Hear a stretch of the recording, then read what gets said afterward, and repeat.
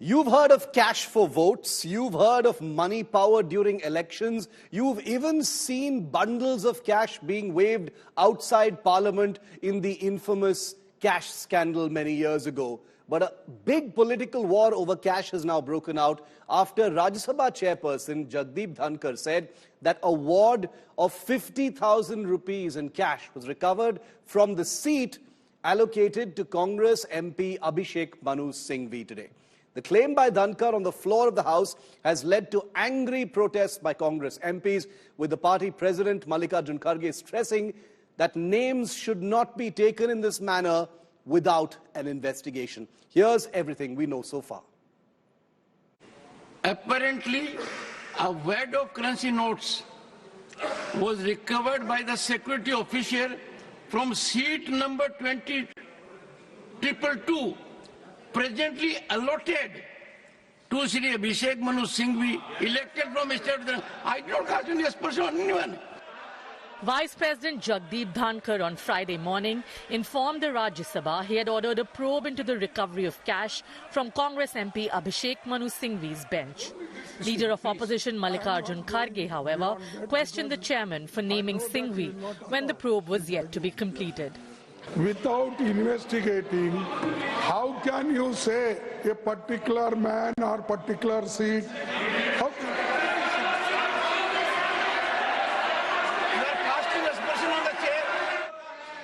Union ministers immediately rose in support of Dhankhar.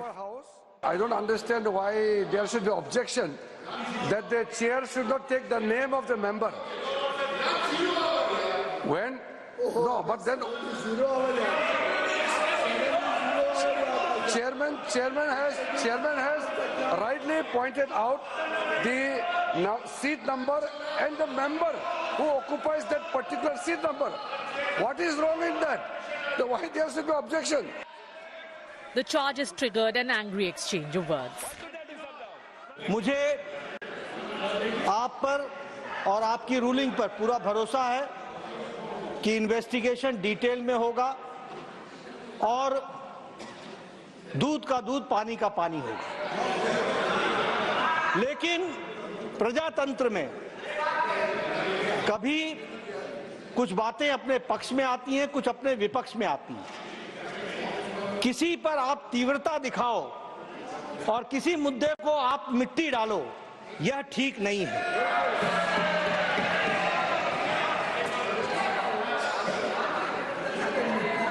हमारे leader of opposition वरिष्ठ नेता हैं, मैं उनसे एक्सपेक्ट कर रहा था कि वो कहेंगे कि इन्वेस्टिगेशन हो, अच्छे तरीके से हो, लेकिन मैं लीडर ऑफ ऑपोजिशन के वक्तव्य में कहीं इन्वेस्टिगेशन को प्रीएम्प्ट करने की कोशिश तो नहीं चल रही है, इसको भी ध्यान में रखने की जरूरत है। We never objected that you should not investigate. Have we objected?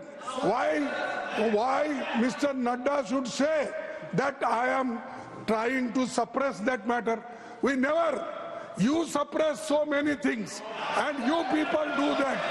We don't do that. It is your quality. While the chairman did not reveal the amount, sources tell India Today 50,000 rupees was found. Congress MP Abhishek Singhvi denied the money belonged to him. Fortunately or unfortunately, I came at 12:57 inside the house after signing my attendance. 1 o'clock the house rose, I went and had lunch with Ayodhya Rami Reddy in the canteen and then I went away. I think more important is that everything in the house should not lead to cheap tactics and arop, pratyarop, allegation, counter-allegation for everything. I think it demeans our level. But anyway, it should be fully inquired into how the security lapse occurred, who put it, rightly or by mistake. But it's no point, in fact, I would question the very rationale of even mentioning 222 as the seat number. The recovery comes even as the BJP and Congress are locked in a fierce face-off over Adani's indictment in a US court.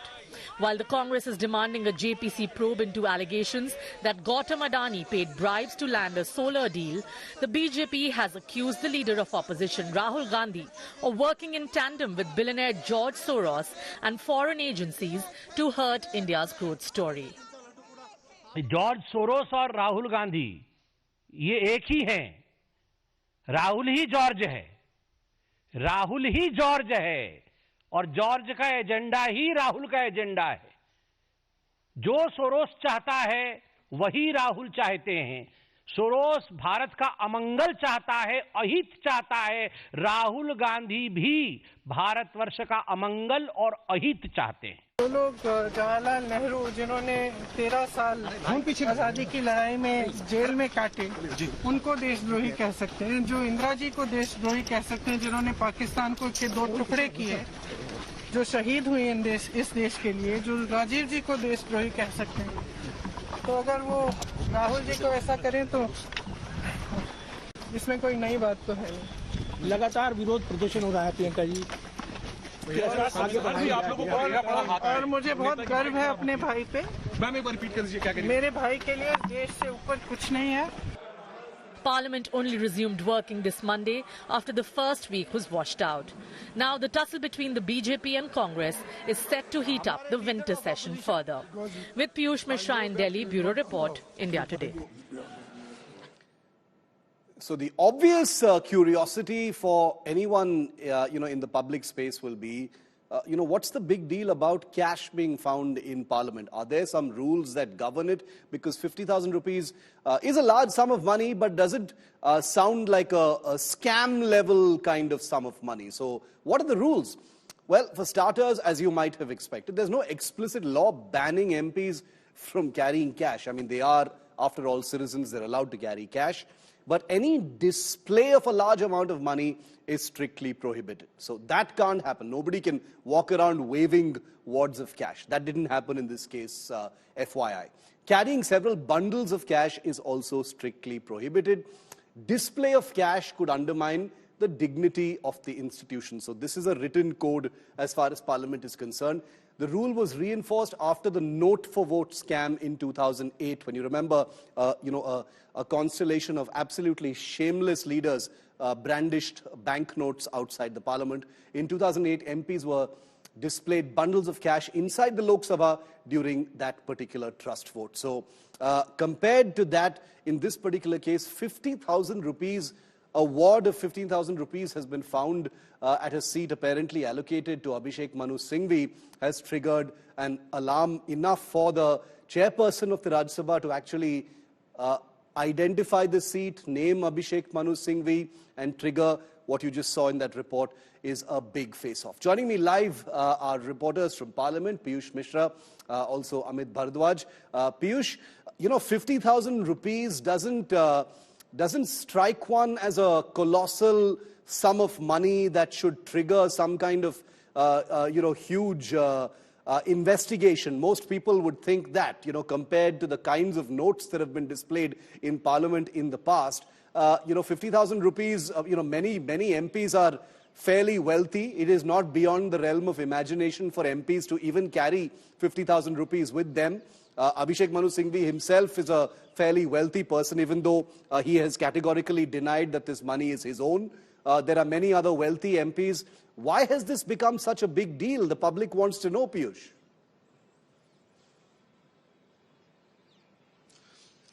Well, absolutely, Shiv. It has now become a huge row because the cash which has been found is now being investigated by the top authorities. What we are learning is that a committee has already been formed which will look into as to how the cash reached there in the Parliament premises.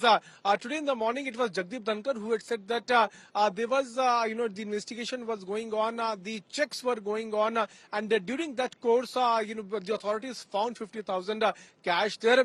BJP is now terming it corruption. BJP is saying that it's black money, and Congress, ka se Congress and ka se corruption, they both are synonymous to each other. This is what the BJP is saying. But at the same time, Shiv, Congress party is saying that without concluding any kind of probe, you cannot name a leader behind this. Though JP Nadda, who is leader of the House, also slammed the Congress party, saying that it is unusual and also undermines the dignity of Parliament. We'll have to wait and watch what will come out of this entire probe. And like you rightly mentioned, that there is no law that an MP cannot carry cash inside the House. But what what is more problematic here is that the cash was found, and that also on the seat of Congress MP Abhishek Singhvi. Also, Rajya Sabha chairperson said that nobody had claimed that, and that is why it has become a huge problem. And now all the CCTVs are going to be checked. They are going to find how did the cash actually reach there in Rajya Sabha, and that on the seat number 222.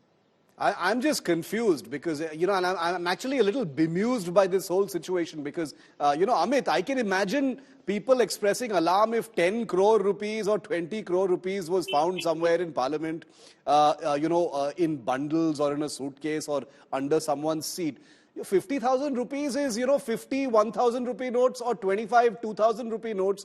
It's not such a big deal. I'm not saying that it's not a small sum of money. It's a big sum of money. But, MPs can easily carry 50,000 rupees. It's not difficult to carry 50,000 rupees even into Parliament. It's not like it's going to trigger some kind of alarm. And the cynic in me is also wondering, kya corruption kar loge 50,000 ke saath? I'm not casting aspersions on MPs, but I'm sure no MP does anything for 50,000 rupees. Right, Shiv. That's the biggest question right now that India Bloc is also pointing out at. But certainly, carrying cash and this kind of cash being found on the floor of the House, right beneath the seat of a sitting MP, was a matter of concern because this was found by anti-sabotage unit of the Parliament. Every day there are checks at the end of the day when this kind of anti-sabotage checks are being done, and that's when it was found. But what is important out here is that the kind of opposition that has been registered by the leader of opposition in Rajya Sabha, Mr. Mallikarjun Kharge, what he said is that, the chair itself has said that the probe is going on, and before the probe is concluded, you can't come to a conclusion. So why name the MP is one of the major questions that the opposition benches are asking right now, in particular Rajya Sabha LOP, that why the MP Abhishek Singhvi has been named, number one. Number two, even whether the notes are genuine or not, the chair said that we do not know as to whether the notes are genuine or not. The investigation needs to be done, and the agencies have been roped in for the purpose. And this was the second major concern that was raised by the opposition leaders, that there's an allegation, there's a finding that is being claimed. So let's wait for the probe to get over, and let's then letting the name of the MP known could have been better. Because right now there will be a lot of aspersions that are being cast on Mr. Singhvi right now. And in fact, in that particular case, Mr. Singhvi also said that on the day when this particular cash is being to be found, he was there in the Parliament in the Rajya Sabha only for 3 minutes because as per him, he came at 12:57, went out at 1 p.m. because of the ruckus that was happening in the House. So clearly, the opposition, in particular the Congress party, has objection to the fact that Mr. Singhvi's name have been put out in public on the floor of the House, rather, even before a proper probe has been concluded. Okay, so I have no intention to sound lighthearted or facetious about this, but in a country where scams usually run into the many tens or hundreds of crores, I'm just a little amused by the paltriness of the sum over which Parliament appears to have seen this kind of upheaval today. 50,000 rupees doesn't strike me as being the centerpiece of any great corrupt act.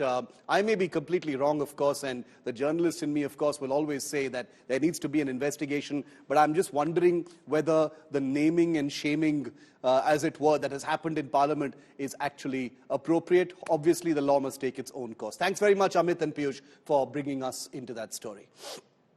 Meanwhile, and Parliament has been, right at the center of a variety of storms. The cash controversy is what I started with because that was the most visible. But a big political spat apparently has erupted over not cash, but seating allotments inside Parliament. The India Bloc parties are unhappy with their new seats in the Lok Sabha. Before the new seats were allocated, Samajwadi Party chief Akhilesh Yadav, Faizabad MP Avdesh Prasad and Akhilesh's wife and MP Dimple Yadav used to take seats in the first and second rows along with senior Congress leaders in the 8th block. But in the new arrangement, Akhilesh Yadav has been allocated a seat away from the Congress leaders in the first row of the 6th block, while Avadhesh Prasad has been shifted to the 2nd row and will be sitting along with Dimple Yadav. According to the new seating positions, Rahul Gandhi, the leader of the opposition in the Lok Sabha, will be seated in the front row of the 8th block, while his sister and new MP Priyanka Gandhi Vadra will be seated in the 4th row of the same block. Why this sudden change in seats? Is there some kind of a spat between the Samajwadi Party and the Congress Party? The Samajwadi Party has denied any rift, but observers say that all is not well. मैं नाराज नहीं हूं, लेकिन जो भी seating distribution या seating arrangement करते हैं उन्हें ये भी ध्यान रखना चाहिए कि भारतीय जनता पार्टी हर स्तर पे हमारे गठबंधन के लोगों को लड़ाने की कोशिश करेंगी, क्योंकि बीजेपी नहीं चाहती है कि इंडिया गठबंधन के लोग एकजुट हों। तो ये कम से कम इंडिया गठबंधन के लोगों को सीटिंग अरेंजमेंट कैसे होना है ये कोई बहुत बड़ा इशू नहीं है। ये तो ये है कि हम जब चाहेंगे तब रिजॉल्व कर लेंगे। मैं तो आगे बैठा था, आज बैठा था, देखिए no it is not emotion. तो अखिलेश जी ने बोला आपको कि आप आगे बैठिए। On what basis you are saying that? नहीं मतलब सरकार के निशाने पर तो आप रहते हैं ना, क्योंकि फ्रंट आपको जो अलर्ट हुआ है सीट वो पीछे हो गई इस बार। नो पीछे नहीं, आज भी बैठे थे, आप कल देखिएगा, कल देखिए आगे सीट हम बैठेंगे, यहाँ माननीय अखिलेश जी हमारे नेता बैठते थे उसी सीट पे कल बैठेंगे। हम चाहते हैं समाजवादी पार्टी को 2 सीटें फ्रंट की रो में मिले और इसके लिए आग्रह भी स्पीकर से किया है, करते रहेंगे। 37 से ज्यादा सदस्य जिसके हों उसे पहली रो में न दिया जाए, इसलिए कि भाजपा की सरकार के अंदर जो अंदरूनी झगड़ा है, किस मंत्री को कहां बैठा लो, उसकी कीमत सापा क्यों चुका है, विपक्ष क्यों चुका है। So let's just show you what the seating arrangements look like inside the Lok Sabha and where this spat has actually arisen. Now, Prime Minister Modi is in the first block, front row, seat number 1. He's the Prime Minister. Rajnath Singh, Defence Minister, first block, front row, seat number 2, right next to Modi. Rahul Gandhi is in the 8th block, front row, seat number 498. Priyanka Gandhi Vadra, new Lok Sabha MP, she's on the 8th block, same as a brother, but the 4th row, seat number 517. Akhilesh Yadav earlier used to be seated with Rahul in the 8th block. Now he's been shifted to the 6th block, front row, seat number 355. Samajwadi Party MP Avadhesh Prasad earlier seated with Akhilesh and Rahul, now in the 6th block, in the 2nd row, seat number 357. So it's a big fight over the seating arrangements inside the Lok Sabha. We've got some breaking news coming in now.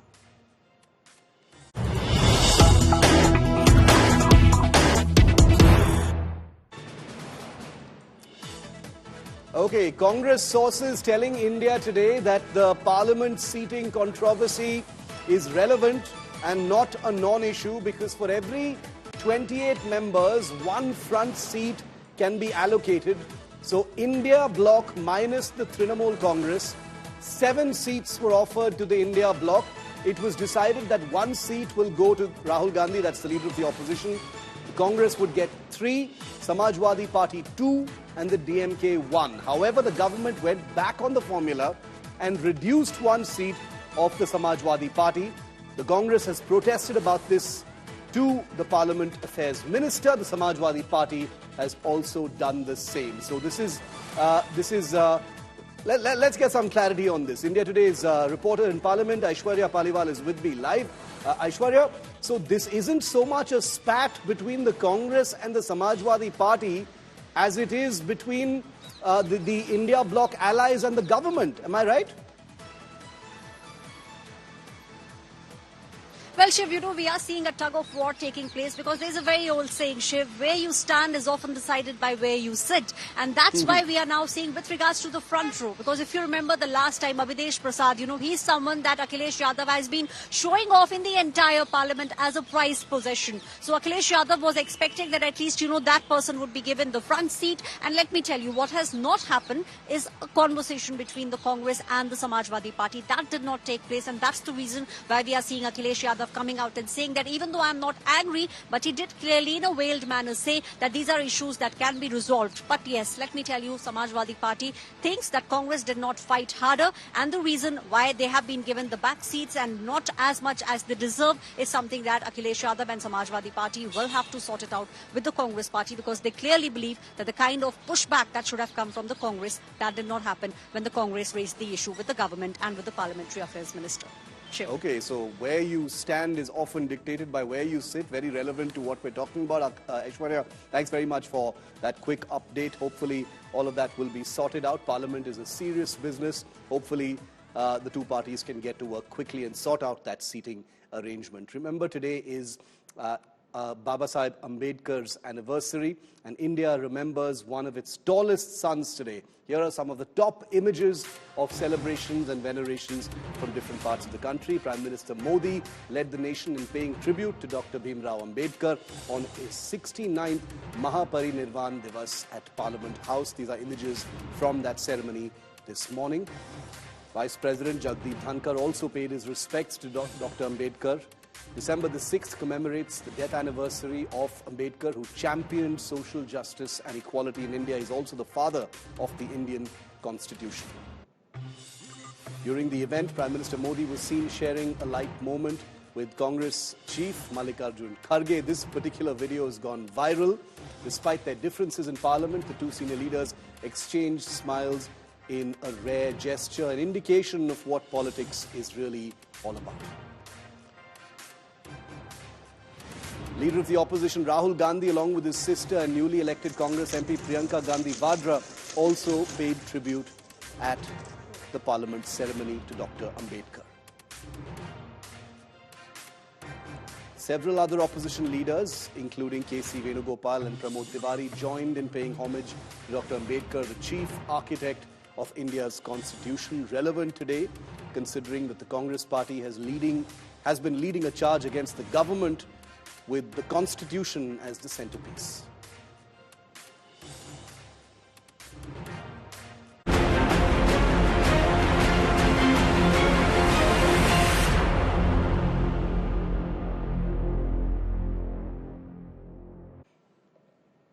Devendra Fadnavis has taken oath for the top post in Maharashtra.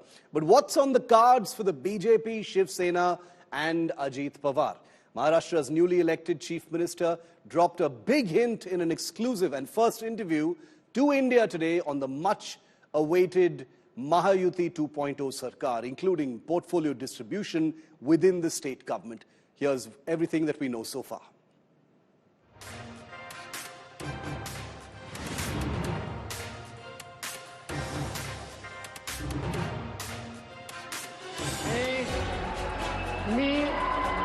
Devendra सरिता गंगाधरराव फडणवीस ईश्वर साथ से शपथ घेतो की Devendra Fadnavis takes the reins of one of India's richest states. The BJP, Shiv Sena and NCP are yet to finalize the composition of the Maharashtra cabinet. In an exclusive interview with India Today, Maharashtra Chief Minister Devendra Fadnavis hinted the leadership wants a mix of youth and experience in the new government.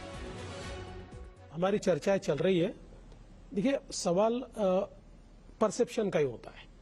मतलब सभी को न्याय मिला है, ऐसा perception अगर create नहीं हुआ तो उनकी पार्टियों में उनको सम्मान नहीं मिलता है। तो इसलिए हमारी बातचीत चल रही है। Sources have confirmed the BJP is likely to secure significant portfolios, including the Home and Revenue Ministries, alongside the prestigious Speaker's position and the Chairperson of the Legislative Council. The Shiv Sena, led by Eknath Shinde, is expected to take charge of the Urban Development Ministry. The party is also eyeing the Legislative Council Chairman post. The Finance Ministry and Deputy Speaker's position are expected to go to Ajit Pawar's NCP. The Chief Minister also cleared the air on rumours of rift within the Mahayuti. चूंकि ये decisive mandate हमको मिला और Bharatiya Janata party सबसे बड़ी party बनी कि मुख्यमंत्री भारतीय जनता पार्टी का बनेगा।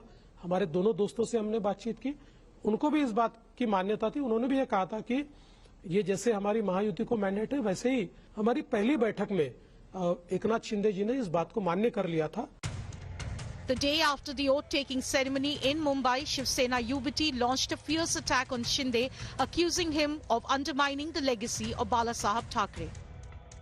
If you look at it, Bharatiya Janata Party's known strategy has been to backstab its own political allies. He was used as a chief minister for 2.5 years, and as soon as they've gone into an election and come back again, they've discarded him as the CM, and he himself has publicly hinted that.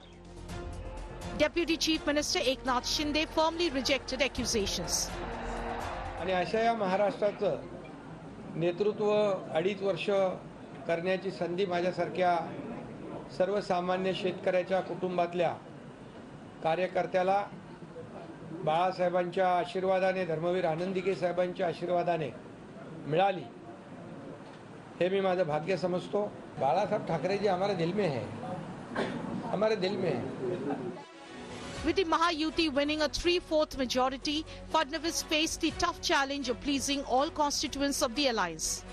But with the BJP just short of the majority mark, the Chief Minister is expected to get a free hand in running the affairs of the state. Bureau Report, India Today. It's Donald Trump's big Bitcoin boom. Trump has nominated podcaster and former PayPal chief operating officer David Sacks to be his White House artificial intelligence and crypto czar. Continuing a pattern of rewarding big donors with political power, Sacks has also been closely linked with Elon Musk and helped to back his bid to acquire Twitter. Meet White House AI and crypto czar. Former PayPal chief operating officer David Sacks has been appointed by Donald Trump to guide his administration's policy for artificial intelligence and cryptocurrency. Trump said in a post on his social media site Truth Social that Sacks will work on a legal framework so the crypto industry has the clarity it has been asking for and can thrive in the US. Sacks is considered a member of the PayPal mafia of former workers and executives at the digital finance firm that includes prominent Trump supporters Peter Thiel and Elon Musk.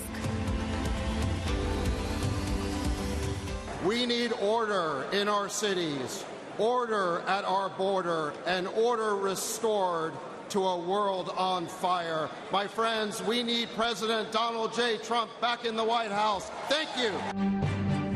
Sacks is also a former chief executive of software company Zenefits and founded Yammer, a social network for enterprise users.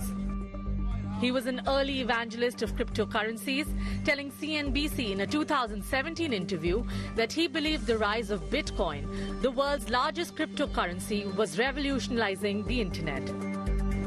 Trump also announced on Wednesday that he was nominating prominent Washington lawyer and crypto advocate Paul Atkins to lead the Securities and Exchange Commission in a move celebrated by the industry. Trump, who once labeled crypto a scam, embraced digital assets during his campaign, promising to make the United States the crypto capital of the planet and to accumulate a national stockpile of Bitcoin. Bureau Report, India Today.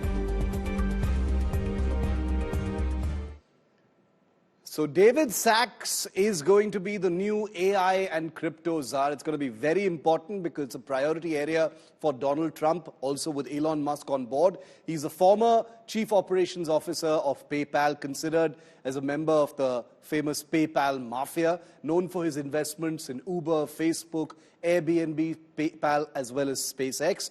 He's a co-founder of Glue, an AI tool used in Google Meet and in Zoom. Vocal supporter of Trump throughout the US poll campaign, but deemed Donald Trump responsible for the Capitol riots in 2022. Obviously, that doesn't matter at this point of time, and Trump has rewarded loyalty. Now, Bitcoin reached an all-time high of $100,000 on Thursday, marking a major milestone in the cryptocurrency's history. The jump in Bitcoin's value comes amidst growing optimism among investors about a more crypto-friendly regulatory environment under the incoming administration of this man. Bitcoin has more than doubled in value since the start of 2024 and has risen by about 45% in the last 4 weeks following Trump's election victory. Bitcoin is going to the moon, as we say. It's going to the moon. It's the Donald Trump effect. 30 days after the United States elected Trump as its 47th president, the Bitcoin zoomed past the $100,000 mark for the first time. The virtual currency gained nearly 5% on Wednesday, and its market cap crossed the $2 trillion mark, making the Bitcoin more valuable than Saudi Aramco, Tesla, and Meta. Look, I think there's no other way to describe it but as something that is absolutely historic. Now, of course, a lot of people in crypto expected Bitcoin to reach 100K, but to actually see it happen is absolutely amazing for anybody involved. But I think it should also be something to look at for people in traditional finance, that this asset has gone from absolutely zero with no backing, with no CEO, a totally decentralized network, and is now worth, $100,000 per token. So it's absolutely massive. So why did this happen? There are several reasons. Investors expect Trump to create a friendly regulatory environment for cryptocurrencies. Seen as a speculative activity rife with fraud and manipulation by the current Biden administration, Trump has pledged to create a strategic national reserve for the government's Bitcoin holdings. The Bitcoin is already being amassed by governments in Bhutan and El Salvador, and by some publicly traded companies like MicroStrategy and Tesla. Fortunes also turned for the currency in March after the launch of ETFs built around the Bitcoin. Reports say that since Election Day in the United States, more than $7 billion have been poured into these ETFs. Voters in the United States also did their part. According to an advocacy group, Stand With Crypto, 298 pro-crypto representatives and senators have been elected in the United States, versus 134 who are anti-crypto. But the biggest trigger for the overnight rally is the nomination of Paul Atkins, a pro-business and a pro-crypto figure, as the head of the Securities and Exchange Commission by Trump. One of the most important factors that pushed Bitcoin prices higher, and that's the appointment by Trump of Paul Atkins as the head of the SEC. And that's actually the thing that was announced yesterday, and that has been so bullish for crypto prices because, again, as I mentioned, the regulatory appointments are making Bitcoin or let's say crypto investors so bullish because you have an administration that's more positive rather than negative. But there are plenty of warnings as well. Bitcoin is very volatile, and though it's created fortunes, it's wiped out some as well. After hitting a high of $13,900 in December 2017, the Bitcoin plunged to $3,400 in January 2019. It rose to $59,000 in March 21, but fell more than 40% in just 3 months. By October, it was again at $62,000 before tumbling to $16,600 in December 22. You could expect Bitcoin to go all the way to 180K and with some more extreme model, all the way to 240K. Now, whether that will happen, nobody knows. Will it be sustainable? Will it stay there, or will it pull back in a violent fashion afterwards? Nobody knows either. Interestingly, Bitcoin has not served the purpose its creator Satoshi Nakamoto had intended for it. As far back as in 2008, he wanted it to be a way to make payments.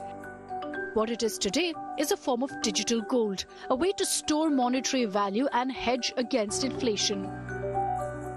Bureau Report, Business Today TV. And Business Today's Sakshi Batra is with me on this story. Sakshi, crypto, Bitcoin finally going to have a friendly face in the White House. What do you think on the ground? What kind of future does cryptocurrency really have over the next few years under this new Trump administration? Well, you're right, Shiv. So it's almost a foregone conclusion that the Trump presidency will actually result in a new pro-business regulatory environment for crypto. Already the SEC head, Gary Gensler, has stepped down, and we have the pro-crypto person, Paul Atkins, who's already going to be heading the SEC going forward from here. Now we are hearing about David Sachs also joining in the Trump administration as well. Yeah. So the experts believe that by the end of 2025, we could actually see the passage of sweeping legislation that could finally modernize in the US financial system to embrace cryptocurrency as well. Already, we do know how Bitcoin has rallied since the time US President-elect Donald Trump has been elected as the president right there. Yeah. It's been up 45% in just the last 4 weeks, and already Bitcoin has doubled in its value in this year so far. And this is all in anticipation of friendly regulatory environment getting created in the US. Already Donald Trump in his campaign also has said and talked about how he wants to create US as the crypto hub of the world, and he wants to also create a nation nation of a stockpile of crypto or a reserve of Bitcoin as well. So all of these things definitely point out to favorable environment for the cryptocurrency and the digital assets world right there.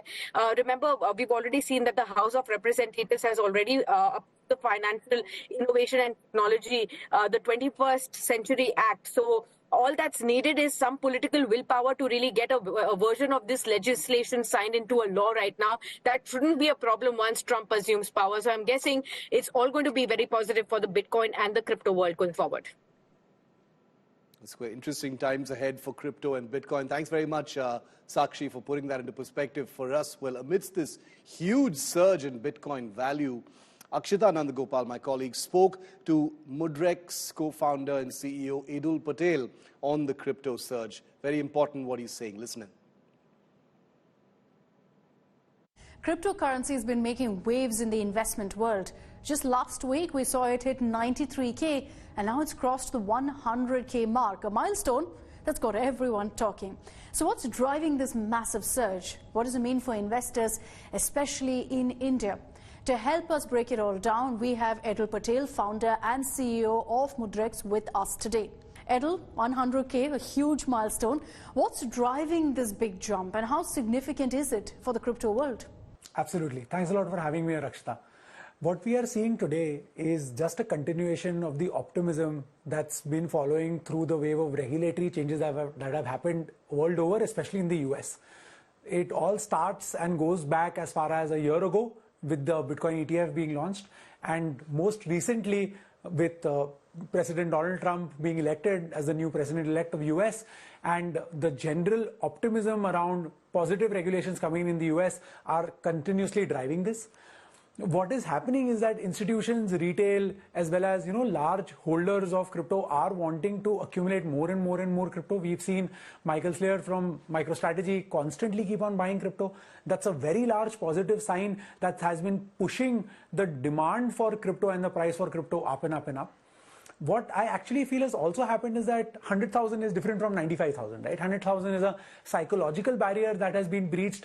It's a number that everyone in the community had been speaking about since the last 8-10 years now. And finally, once it reaches there, it just shows the amount of positivity and optimism that's there in the market, and just signals that Bitcoin is now here to stay and is not going anywhere, not only from the mindset of the users, but also from a regulatory and legality perspective.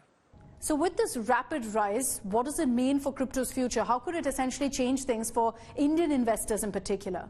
Absolutely. So what we are seeing is that this rapid rise is right now, from an investor perspective, getting in some of the older investors back into crypto. We are seeing on our platform, Mudrex, that they are coming in, checking their portfolio, buying and selling more and more assets. What we've also started to see is that new developers are coming into crypto and becoming more attuned with all the technology change that's happened over the last few years. And we think that both of these together combined in the next quarter or so might start bringing in absolutely new people into the crypto ecosystem who would want to participate in crypto, hold crypto for the longer run, and just create wealth in this new asset class that's emerging. For someone new to crypto, this obviously will seem exciting, but also a bit overwhelming. So what advice would you give to anyone thinking of investing right now? Yeah, typically it's very easy for someone to, get bogged down by all the fear and greed that's pushed to people. This typically always happens in these market cycles. I would recommend that people stay calm, and if they want to participate into crypto, get in from a perspective of accumulating and creating wealth over a longer period. That means that start small, start building off a position, let's say with 2,000, 5,000 rupees and slowly and steadily building up to it. Do regular investments, do SIPs and so on and so forth so that you can grow your wealth in crypto. Thank you very much, Edul Patel, for joining us and helping us make sense of this exciting moment in cryptocurrency. It's been great hearing your insights. And for our viewers, stay tuned for more updates as we keep an eye on what's next in the world of crypto. And remember, it's Doge time at the US Capitol. Billionaire Elon Musk and fellow entrepreneur and Neta Vivek Ramaswamy were at the Capitol Hill this week, where they met with Republicans to dismantle the federal government and cut back spending.